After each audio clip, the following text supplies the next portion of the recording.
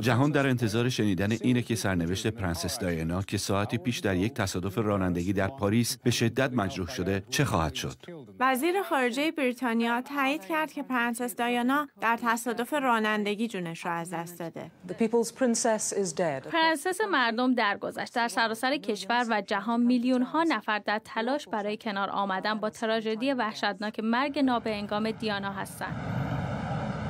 25 سال از تصادف خودروی حامل پرنسس دایانا، عروس سابق خانواده سلطنتی بریتانیا و شریک عاطفیش دودی فاید در تونلی در پاریس میگذره. اما هنوز نظریات و شایعات پیرامون مرگ پرحاشیه او ادامه داره و بسیاری از دوستدارانش اصرار دارن که این تصادفی برنامه ریزی شده است. به تازگی لی سانسون، محافظ سابق پرنسس دایانا، اعلام کرده که معتقد پرنسس دایانا قربانی یک عملیات اطلاعاتی اشتباه شده باشه. او در مصاحبه‌ای با رسانه دیلی استار تاکید کرده که دایانا برای امنیت شخصیش و همچنین در راستای امنیت ملی تحت نظر سرویس‌های اطلاعاتی بریتانیا بوده. به همین دلیل ممکنه که در حین تصادف عوامل سرویس اطلاعاتی سوار بر موتورسیکلت‌های پرسرعت در تونل حضور داشته باشند.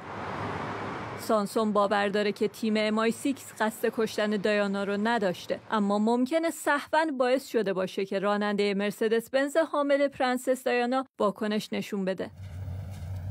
پدر شریک عاطفی دایانا، محمد الفاید، میلیاردر سرشناس مصری، از ابتدا مدعی بود که پسرش و دایانا قربانیان یک تصادف برنامه ریزی شده بودند که توسط MI6 به دستور شاهزاده فیلیپ، همسر ملکه بریتانیا، سازماندهی شده.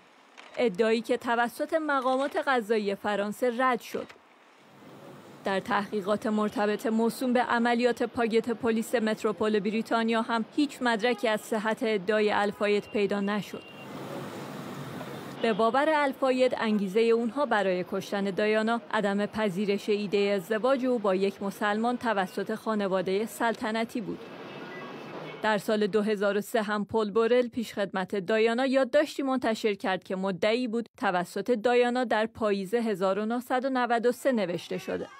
در این یادداشت به تصادف برنامه ریزی شده خودرو با نقص ترمز اشاره میشه. گویا پرنسس دایانا باور داشت که پرنس چارلز برای اینکه بتونه دوباره ازدواج کنه قصد کشتنش رو داره. 10 سال پس از تصادف مرگبار دایانا، حکمی به عنوان قتل غیرقانونی در بریتانیا صادر شد که دلیل تصادف رو مست بودن راننده و تعقیب اتومبیل توسط عکاسان عنوان می‌کرد. این در حالیه که بیانات مختلف شاهدین به عوامل دیگه اشاره میکنه، از جمله انتشار نور درخشانی که توسط 3 شاهد گزارش شده و ممکنه دید راننده رو مختل کرده باشه. عدم وجود تصاویر دوربین مداربسته هم به گمان زنی‌ها از یک اتفاق سازمان یافته دامن میزنه. طبق گزارش‌ها در تونلی که تصادف رخ داد، 17 دوربین مداربسته وجود داشت که هیچ یک تصویری از این تصادف رو ثبت نکرده. به نظر میرسه که اخبار مربوط به مرگ دایانا، مادر شاه آینده بریتانیا، همچنان ادامه پیدا کنه و حواشی مربوط به اون هیچ وقت رنگ کهنگی به خودش نگیره. نگار راد، اتاق خبر.